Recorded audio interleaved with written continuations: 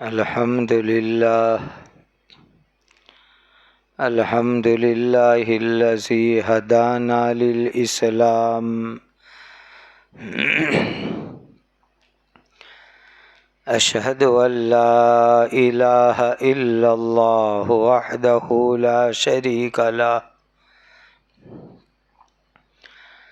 وأشهد أن سيدنا ومولانا محمدا عبده ورسوله صلوات الله تبارك وتعالى عليه وعلى آله وأصحابه وذرياته وأهل بيته وأهل طاعته وبارك وسلم تسليما كثيرا كثيرا أما بعد فأعوذ بالله من الشيطان الرجيم بسم الله الرحمن الرحيم قد سمع الله قول التي تجادلك في زوجها وتشتكي إلى الله والله يسمع تحاوركما صدق الله مولانا العظيم دینی بہنوں، گھریلو زندگی میں کام آنے والی دو چار باتیں بتا دیتا ہوں۔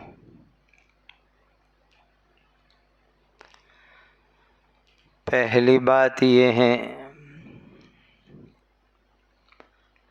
کہ یہ زندگی ایسی ہے کہ اس میں کچھ نہ کچھ الجھن، پرابلم، مسائل آتے رہتے ہیں۔ کبھی فیملی لائن سے، کبھی اولاد کی لائن سے، کسی نہ کسی طرح کچھ نہ کچھ حالات آتے جاتے رہتے ہیں۔ ایک صحابی عورت ہے جن کا نام خولہ ہے، خولہ، خ واو لام ہے، خولہ، حضرت خولہ رضی اللہ تعالی عنہا۔ اچھا نام ہے۔ لوگ آج بچے پیدا ہوتے ہیں تو نئے نئے نام ڈھونڈتے ہیں، تو یہ خولہ نام نیا ہے اور اچھا نام ہے۔ تو ایک عورت ہے، صحابی عورت ہے، نام حضرت خولہ رضی اللہ تعالی عنہا ہے، اور ان کے شوہر کا نام حضرت اوس رضی اللہ تعالی عنہ ہے۔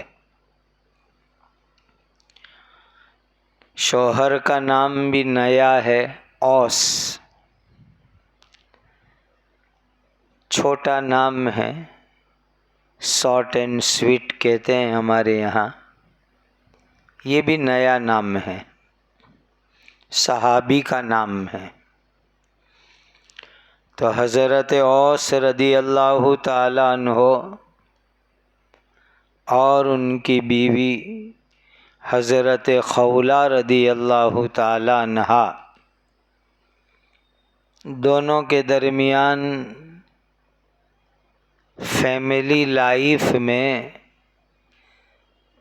ایک مسئلہ ہو گیا، پرابلم ہو گیا۔ تو حضرت خولہ رضی اللہ تعالی عنہا سیدھی حضرت نبی پاک صلی اللہ علیہ وسلم کے پاس آئی۔ اور آ کر کے اپنے شوہر کی فریاد کی، اور اللہ تعالیٰ کے سامنے جو کہنا تھا وہ کہنے لگی۔ یہ ایک بہت بڑا لیسن اور سبق ہے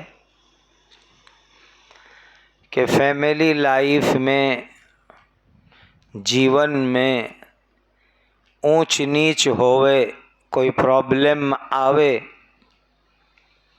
تو محلے میں چرچے مت کرو، رشتہ داروں میں، سگا سمبندیوں میں چرچا مت کرو، بلکہ اللہ کے سامنے دعا کرو، اور دعا کر کے ذمہ دار لوگ جو بات کو حل کر سکے، پرابلم کو سولو کر سکے، ایسوں کو بات کرنی چاہیے۔ عادت ایسی بھی ہوتی ہے بعض لوگوں کی کہ کوئی پرابلم ہوتا ہے تو پورے گاؤں میں چرچا، پورے محلے میں چرچا، پوری فیملی میں چرچا۔ یہ غلط طریقہ ہے۔ یہ ایک صحابی خاتون حضرت خولہ رضی اللہ تعالی عنہا، ان کو پرابلم ہوا تو سیدھی نبی پاک صلی اللہ علیہ وسلم کے پاس آئی، اور حضور کے پاس آ کر کے اللہ تعالی کو انہوں نے فریاد کی۔ دینی بہنوں، پرابلم، مسائل سالو ہوتے ہیں، حل ہوتے ہیں اللہ کی بارگاہ سے، اللہ کے دربار سے۔ اس لیے اللہ کے سامنے کہنے والی عادت بنا۔ اور اللہ کے سامنے کیسے کہیں گے؟ نماز پڑھو اور ہاتھ اٹھا کر کے آنکھ میں آنسو ہو اور اپنے اللہ کے سامنے فریاد کرو۔ اللہ کو یہ عورت کی بات اتنی پسند آئی۔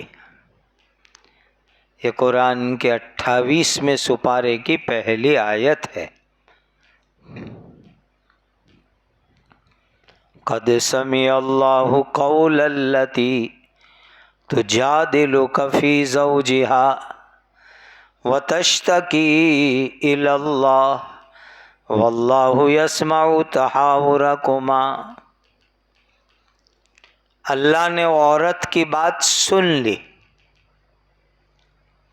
جب یہ خاتون حضرت خولہ رضی اللہ عنہا فریاد کرنے کے لیے آئی، وہ زمانے میں چھوٹے چھوٹے گھر تھے۔ آج تو اللہ کی بہت بڑی نعمت ہے کہ بڑے بڑے گھروں میں ہم رہتے ہیں۔ چھوٹے چھوٹے روم ہوتے تھے۔ ماں عائشہ صدیقہ رضی اللہ تعالی عنہا کے گھر کی بات ہے، اور وہ اتنا چھوٹا گھر تھا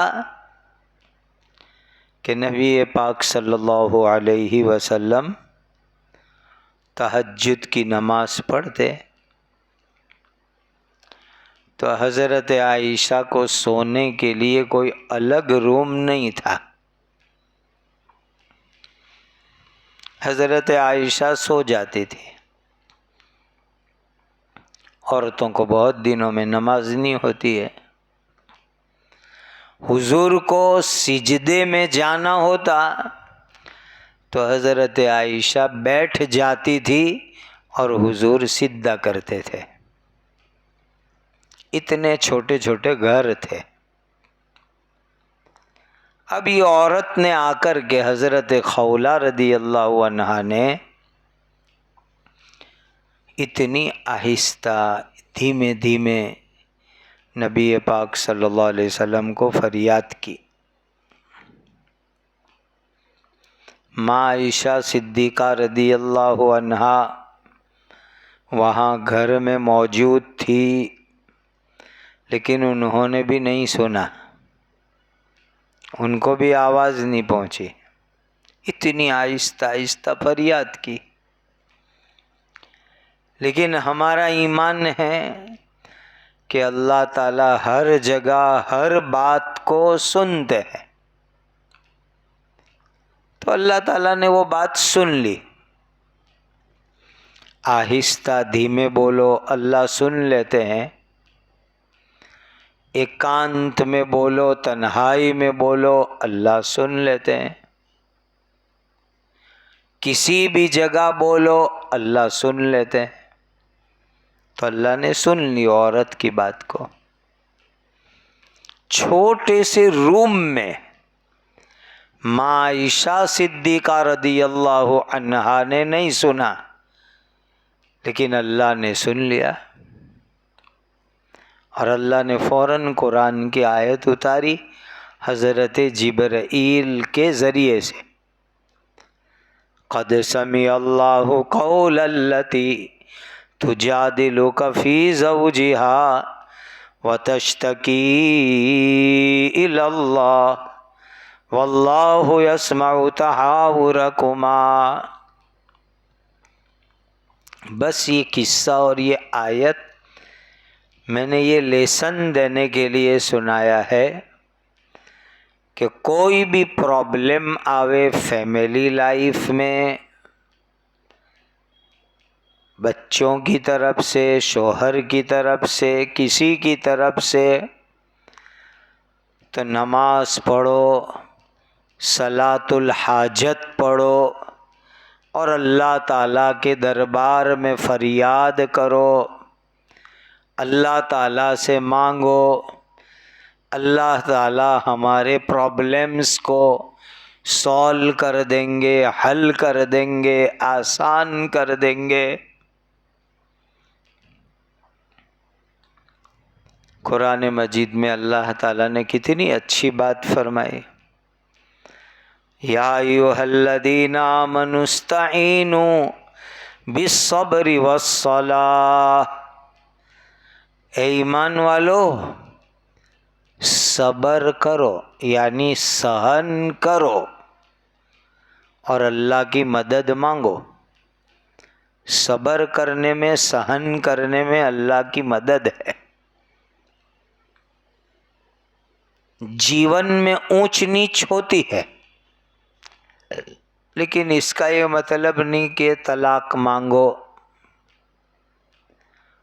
ناراض ہو کے باپ کے گھر جا کر بیٹھ جاؤ، شوہر سے لڑنا شروع کر دو. نہیں، صبر کرو، سہن کرنا سیکھو. صبر کی طاقت بہت بڑی ہے، بہت بڑی ہے صبر کی طاقت. صبر سہن میں اللہ کی مدد ہے. اور دوسری بات اللہ نے فرمائی، یا ایھا الذین آمنوا استعینوا بالصبر والصلاۃ. نماز پڑھ کے اللہ کی مدد مانگو. صبر سہن میں اللہ کی مدد ہے اور نماز میں اللہ کی مدد ہے.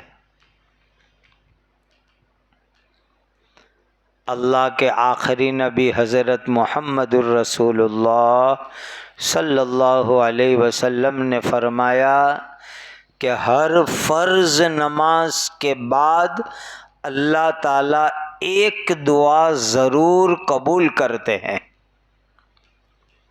تو فرض نماز پڑھ کے دعا کرو. کوئی بڑا کام آ جائے تو اسپیشل 2 رکعت صلاۃ الحاجت پڑھو اور اللہ سے دعا کرو.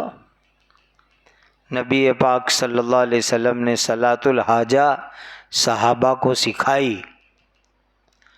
کہ جب کوئی حاجت آوے، کوئی ضرورت آوے، کوئی بڑا مسئلہ آوے تو 2 رکعت نماز پڑھ کے اللہ سے دعا مانگو۔ اور سنو بہنوں، بزرگوں نے لکھا ہے کہ صلاۃ الحاجت کی نماز میں پہلی رکعت میں علم نشرح اور دوسری رکعت میں اذا جاء نصر اللہ پڑھو الحمدوں کے ساتھ، اور پھر سلام پھرا کے دعا مانگنا بھی حضور نے بتایا کہ حاجت کے لیے کیا دعا پڑھنی۔ اللہم لا سہل الا ما جعلتہ سہلا، اے اللہ آپ جو آسان کرو گے وہی آسان ہوگا۔ وَأَنْتَ تَجْعَلُ الْحَزَنَ سَهْلًا إِذَا شِئْتَ، جو بھی غم ہو، ٹینشن ہو، اس کو آسان کرنے والے اللہ آپ ہو۔ یہ دعا حضور نے بتائی، 2 رکعت نماز پڑھ کے دعا پڑھنے کے، پھر لمبی حاجت کی دعا بتائی۔ لا الہ الا اللہ الحلیم الکریم، سبحان اللہ رب العرش العظیم، اسألک موجبات رحمتک وعزائم مغفرتک والغنیمت من کل بر والسلامت من کل اثم، لا تدع لی ذنبا الا غفرتہ ولا ہما الا فرجتہ ولا ضرا الا کشفتہ ولا حاجة من حوائج الدنیا والآخرہ ہی لک رضا الا قضیتها ویسرتها یا ارحم الراحمین۔ اس طرح دعا حدیث میں آئی ہے، 2 رکعت نماز پڑھ کے دعا کرو اور اللہ سے مانگو، اللہ تعالیٰ فیملی لائف کے پرابلمز کو، الجھن کو، ٹینشن کو حل کر دیں گے، آسان کر دیں گے۔ ایک بات یہ سنانی تھی آپ کو، گویا یہ پہلی بات کا خلاصہ یہ نکلا کہ جیون میں سکھ دکھ آوے، اونچ نیچ آوے، پرابلم آوے تو ہمارا ایمان، ہمارا عقیدہ کہ اللہ ہی حل کریں گے، اللہ ہی آسان کریں گے۔ اسی لیے صحابی حضرت خولہ نے جو اللہ کو کہا، ایسے تم بھی اللہ کو کہو، دعا کرو، صبر سان کرو، اللہ تعالیٰ مسئلے کو انشاءاللہ آسان کر دیں گے۔ ایک دوسری بات آپ کے کام کی بتاؤں، دھیان سے سنو، بہت فائدہ ہوگا انشاءاللہ۔ نبی پاک صلی اللہ علیہ وسلم کی لاڈلی بیٹی، جنت کی عورتوں کی سردار حضرت فاطمہ زہرا رضی اللہ تعالی عنہا حضرت علی کے ساتھ شادی ہوئی۔ حضرت علی رضی اللہ تعالی عنہ کے گھر میں کام کاج کرنا پڑتا تھا۔ یہ جنت کی عورتوں کی سردار فاطمہ اپنے ہاتھ سے چکی چلاتی تھی، ہاتھ گھنٹی، آٹا لوٹ درنے کے لیے ہاتھ گھنٹی، کنویں میں سے پانی کھینچنے کا، اس زمانے میں نل نہیں تھے، کنویں سے پانی۔ نبی کی بیٹی، جنت کی عورتوں کی سردار، خود گھر میں کام کرے۔ پرانی ہماری عورتیں گھریلو کام بہت کرتی تھی تو ان کی طبیعت بھی اچھی رہتی تھی، گھر میں چلنا پھرنا، کام کاج کرنا، یہی ایکسرسائز، یہی ورزش، یہی کثرت ان کی۔ گھر کا کام کرو، ثواب بھی کماؤ، ایکسرسائز بھی کرو۔ حضرت فاطمہ اتنا کام کرتی تھی، اتنا کام کرتی تھی کہ دونوں ہاتھ کی ہتھیلی میں خون جم جاتا تھا، خون نکلتا تھا اور جم جاتا تھا خون۔ کیونکہ ہاتھ سے گھنٹی چلانے کی، چکی چلانے کی، ہاتھ سے ڈوری کے ذریعے پانی کھینچنے کا تھک جاتی تھی۔ چھوٹے چھوٹے بچے حسن حسین رضی اللہ عنہما، گھر میں اونٹ بکریاں، سب کی خدمت، پانی لانا، چارہ لانا، چارہ لا کے اونٹ کو کھلانا، بچوں کی خدمت، تھک جاتی تھی حضرت فاطمہ۔ حضرت علی رضی اللہ تعالیٰ عنہ کو خبر ہوئی کہ نبی پاک صلی اللہ علیہ وسلم کے پاس 2 چھوٹی عمر کے غلام آئے ہیں، تو خود حضرت علی نے حضرت فاطمہ کو کہا جاؤ ابا جان کے پاس ایک غلام نوکر لے آؤ تو گھر کے کام میں تمہاری مدد کرے۔ ان کے شوہر کو بھی تھا کہ حضرت فاطمہ بہت کام کرتی ہے، اس لیے شوہر نے خود کہا جاؤ ابا کے پاس، نبی پاک صلی اللہ علیہ وسلم کے پاس ایک غلام لے آؤ، گھر کا کام کرے۔ تو حضرت فاطمہ رضی اللہ تعالی عنہا گئی، نبی پاک صلی اللہ علیہ وسلم کے پاس غلام لینے کے لیے گئی، لیکن ابا جی کی ملاقات نہیں ہوئی۔ رات کو نبی پاک صلی اللہ علیہ وسلم کو ماں عائشہ نے بتایا کہ بیٹی فاطمہ آئی تھی آج تو رات کو دیر سے نبی پاک صلی اللہ علیہ وسلم حضرت فاطمہ کے گھر گئے، کچے گھر، حضرت فاطمہ اور حضرت علی بستر پر سو گئے تھے۔ حضور گئے تو دونوں اٹھنے گئے تو نبی پاک صلی اللہ علیہ وسلم نے فرمایا اٹھو مت، اپنی جگہ سوئے رہو، اور نبی پاک صلی اللہ علیہ وسلم بیچ میں بیٹھ گئے، ایک طرف بیٹی ہے ایک طرف جمائی ہے، اللہ کے نبی صلی اللہ علیہ وسلم بیچ میں بیٹھ گئے، ایسے بیٹھے کہ حضور کے پیر کے تلوے کی ٹھنڈک حضرت علی نے کہا مجھے سینے میں محسوس ہوئی۔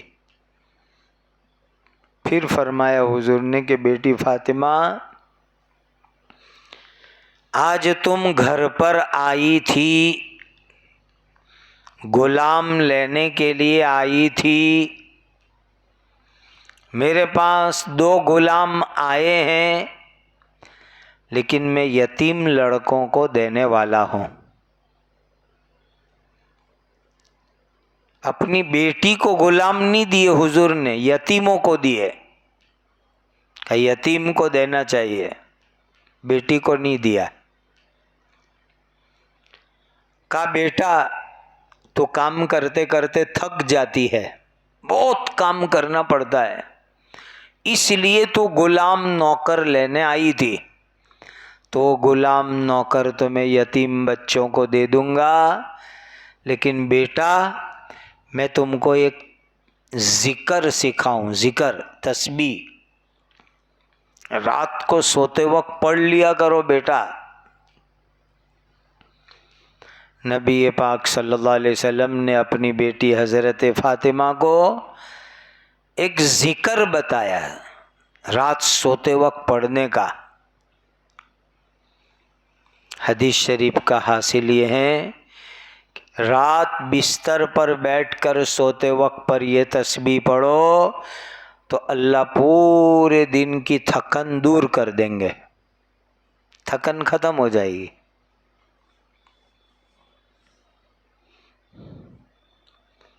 اسی لیے دینی بہنوں آپ بھی یہ تسبیح پڑھو رات سوتے وقت، کون سی تسبیح پڑھیں گے؟ 33 مرتبہ سبحان اللہ، 30 اور 3 33 مرتبہ سبحان اللہ، 33 مرتبہ الحمدللہ،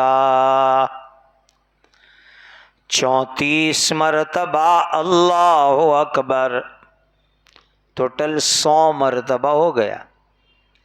33 سبحان اللہ، 33 الحمدللہ، 34 اللہ اکبر۔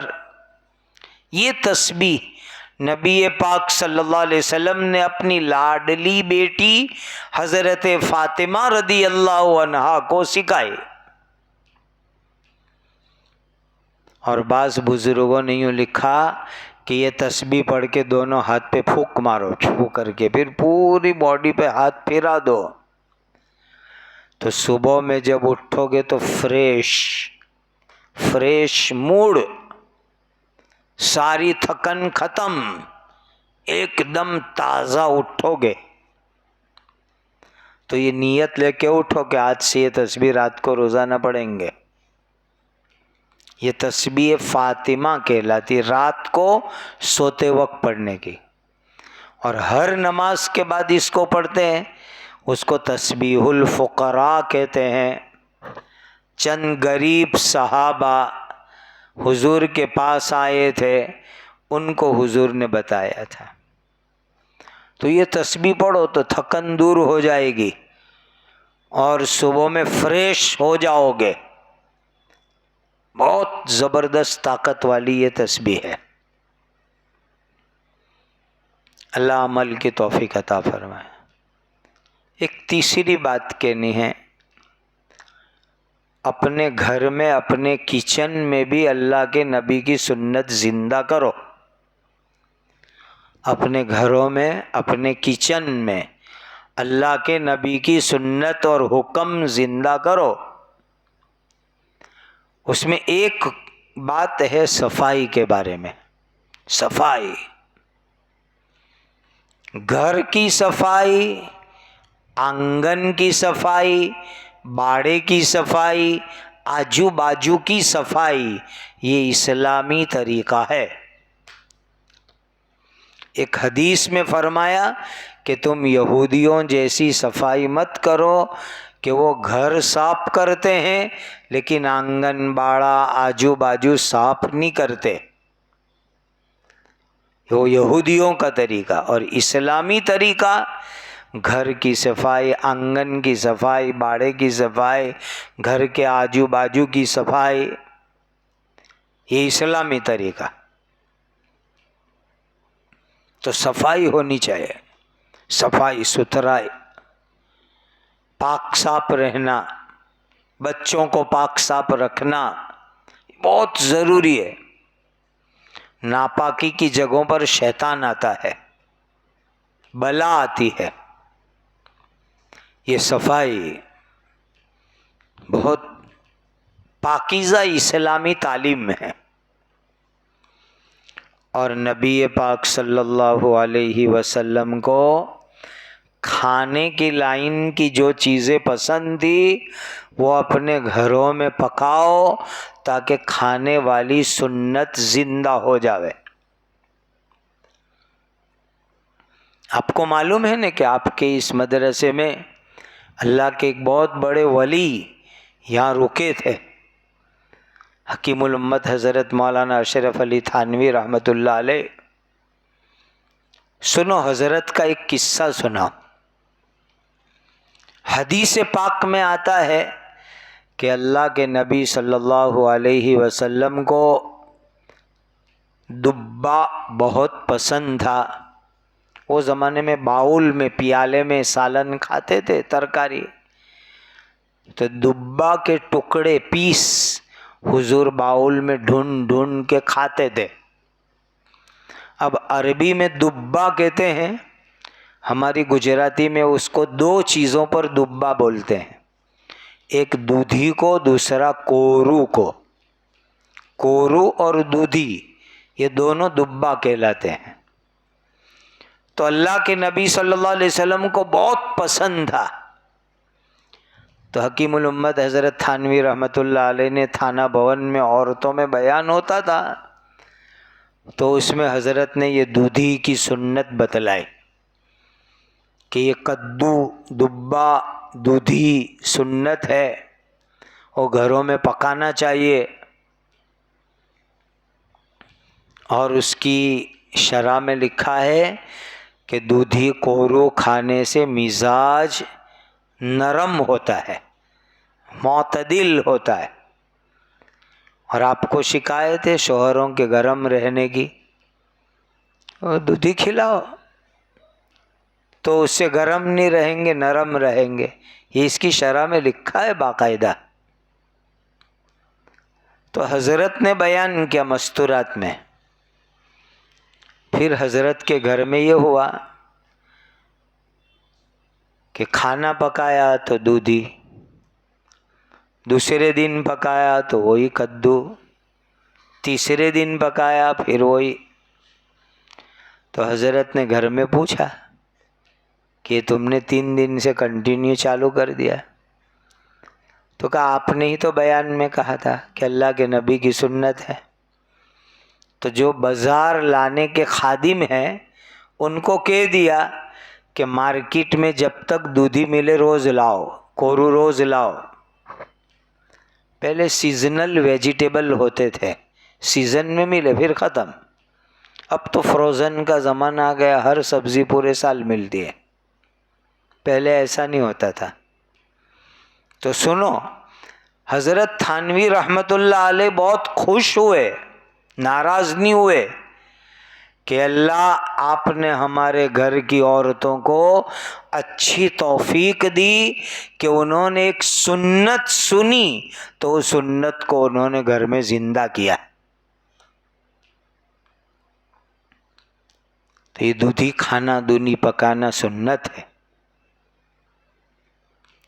اور سرکہ ونیگر، اس کو بہت برکت والی چیز نبی پاک صلی اللہ علیہ وسلم نے بتایا۔ ایک حدیث میں فرمایا بہترین سالن سرکہ ہے، نعم الادام الخل، سب سے اچھا سا بہترین سالن سرکہ ہے۔ حضور تو سرکہ اور روٹی بھی کھاتے تھے۔ گھر میں سرکہ رکھو، دسترخوان پہ سرکہ رکھو، وہ سنت ہے سرکہ۔ اور نبی پاک صلی اللہ علیہ وسلم نے گوشت کو کھانے کا سردار بتایا، سید الطعام اللحم، کھانے کا سردار گوشت۔ اور ایک اور چیز ہوتی ہے جس کو کہتے ہیں سرید۔ سرید کیا چیز ہوتی ہے؟ جیسے کہ روٹی ہوئے، چاہے تازی چاہے 2-3 دن کی باسی، اس کو ٹکڑے کر دو اور شوربے میں ملاؤ، اور شوربہ اور روٹی ملا کر کے جو کھانا بناتے اس کو عربی میں سرید کہتے ہیں۔ تو سرید کے لیے ایسا کہتے ہیں کہ جیسے حضرت عائشہ کی فضیلت دوسری عورتوں پر، اس طرح سرید کی فضیلت کھانے کے اوپر، بہت فضیلت والا کھانا ہے سرید۔ تو کبھی کبھی دودھی گوشت کا شوربہ بنا کے روٹی توڑ کر کے اس کو پکانا چاہیے، یہ سرید کہلاتا ہے۔ اور نبی پاک صلی اللہ علیہ وسلم کو بہت پسند تھا سرید۔ تو یہ کچن کے لائن کی 3-4 باتیں میں نے آپ کو بتائی۔ ایک دودھی سنت ہے، گھر میں پکاتے رہنا چاہیے، ہفتے میں 1-8 مرتبہ تو پکاؤ کم سے کم۔ سرکہ ونیگر گھر میں رکھو، جو حقیقت میں سرکہ ہوتا ہے، کالے رنگ کا، سیرڈی کا ہوتا ہے، کھجور کا بھی ہوتا ہے، اور سرید روٹی اور شوربہ ملا کر کے اس کو پکانا۔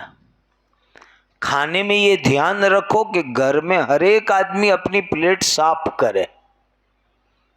بچوں کو بھی عادت بنواؤ کہ پلیٹ صاف کرے. اور چاول کا دانہ، روٹی کا ٹکڑا، بوٹی نیچے گر جاوے تو اس کو اٹھا کے صاف کر کے کھانے کا ماحول بناؤ. اس کو نیچے پڑا مت رہنے دو. برکتی چیز شیطان نیچے گرا دیتا ہے. کوئی بھی چیز نیچے گرے اٹھاؤ، صاف کرو، کھاؤ. یہ نعمت کی قدر ہے.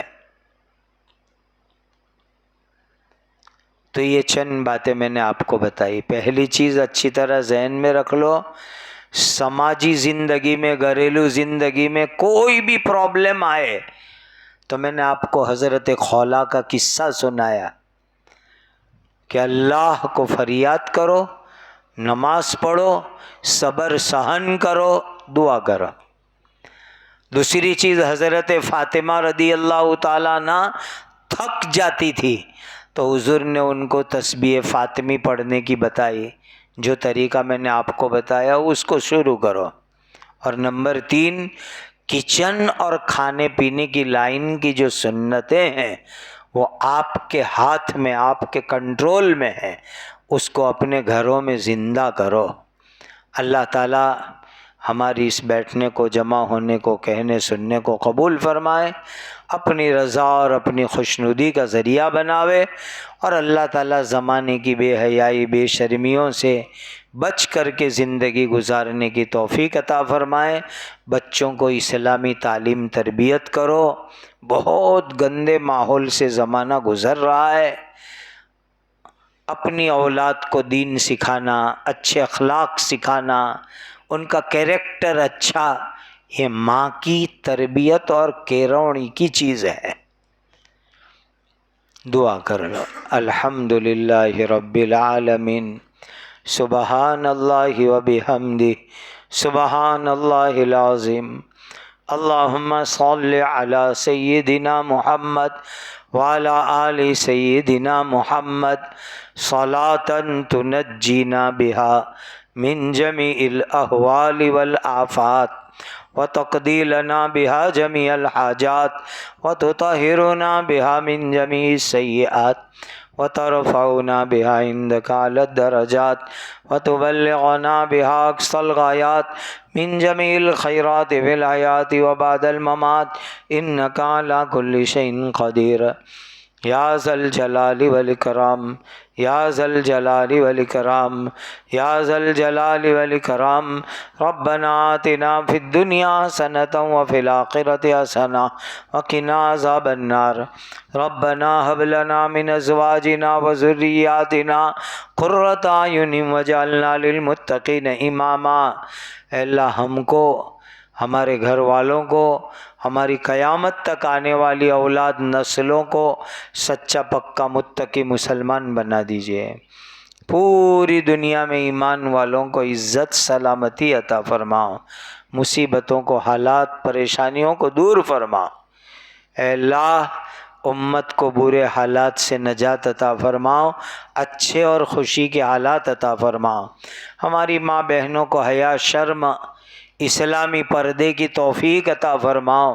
اولاد کی اسلامی تعلیم اور تربیت فرماؤ. بیماروں کو شفا عطا فرماؤ.